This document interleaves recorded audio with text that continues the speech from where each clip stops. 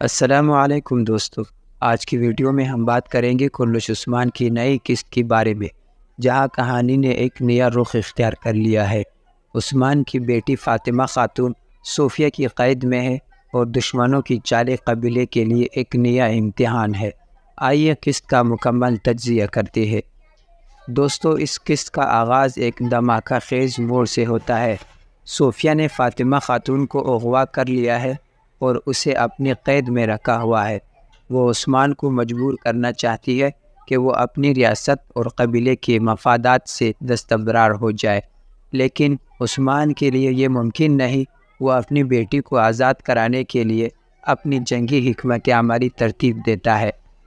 اس قسط میں کئی ایسے مناظر تھے جو آپ کو سیٹ سے اٹھنے نہیں دیں گے، جیسے فاطمہ خاتون کی قید کے مناظر، جہاں وہ اپنی ہمت کا مظاہرہ کرتی ہے، بہت ہی جذباتی ہے۔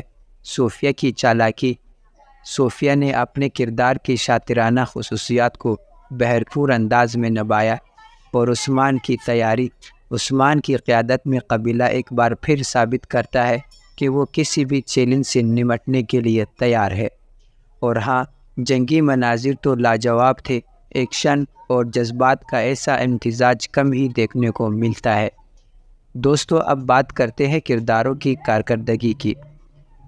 فاطمہ خاتون، اس کردار نے اپنی مظلومیت اور ہمت سے ہمیں متاثر کیا۔ ویلن کے طور پر صوفیہ نے پھر سے ثابت کیا کہ وہ کہانی کا سب سے خطرناک کردار ہے۔